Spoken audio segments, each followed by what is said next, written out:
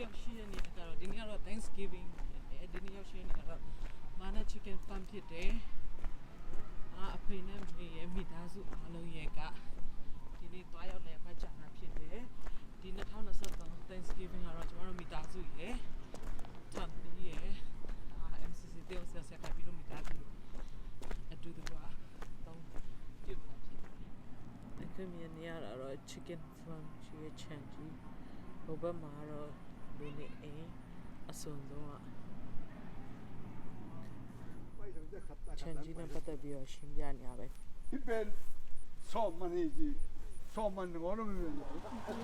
ဒီချက်မွေးမျိုးမှာလည်းအမျိုးမျိုးရှိတယ်အခုကျမတို့သွားတဲ့လေ့လာတဲ့ချက်ကဥစားချက်ပေါ့နော်အဲ့ဒီမွေးမျိုးရင်းနဲ့ပတ်သက်ပြီးတော့ဒါအဓိကသူ့ရဲ့ဥကို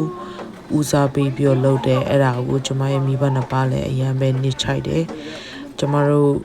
ဒီမြန်မာနိုင်ငံမှာဆိုလို့ရှိရင်တနိုင်တပိုင်းကြက်မွေးမြူရေးတွေလုပ်ကြတယ်ဒါပေမဲ့အဲ့လိုမျိုးခင်မီဖွံ့ဖြိုးတိုးတက်တဲ့နိုင်ငံမှာကျတော့မွေးမြူရေးလုပ်ပုံတွေအစင်းစင်ကွာခြားတယ်ပေါ့နော်ဆိုတော့နောက်တစ်ဆင့်နေနဲ့ကျမရဲ့တနက်ပြစ်စွမ်းဆောင်ရင် skill မြင်ရမှာဖြစ်တယ်စကင်တွေကတကယ်ကိုမကျွမ်းကျင်မှန်းသိရတယ်ပေါ့နော်အဖေနဲ့မောင်လေးကလည်းကိုရဟမ်ဘာကိုကြည့်ပြီးသူတို့တော်တော်လေးဟာတာဖြစ်နေအောင်တွေ့ရတယ်ဆိုတော့မိဘနှစ်ပါးတော့အေးချက်မွေးမြူရေးမှာသူတို့အရန်အားရတယ်ကျမတို့ဒီတနက်ပြကိုရီလည်းပြစ်လိုက်တာ2ချက်3ချက်လောက်တော့ပြစ်လိုက်တာပဲမထိတာတော့မတတ်နိုင်ဘူးပေါ့နော်အဲ့လိုမျိုးလေးတွေတကယ်ကိုပဲပျော်ရွှင်ရတယ် Thanksgiving က9နှစ်နေမှပြန်ပြီးတော့မိသားစုအစုံမဟုတ်ပြီမဲ့ပေါ့နော်မိသားစု6ယောက်မှာ4ယောက်ဆောင်နေဆိုတော့အားလုံးဒီပါ80ရာခိုင်နှုန်းဆုံးပြီးကျင်းပရတဲ့နေ့နောက်2ရက်နေအဖေနဲ့မေကမြန်မာပြည်ပြန်သွားတော့မယ်ဆိုတော့တကယ်ကိုအမတ်တရားပြောစရာနေ့လေးလည်းဖြစ်တယ်ဘုရားခင်စီကိုကျေးဇူးတင်ရမယ့်နေ့လည်းဖြစ်တယ်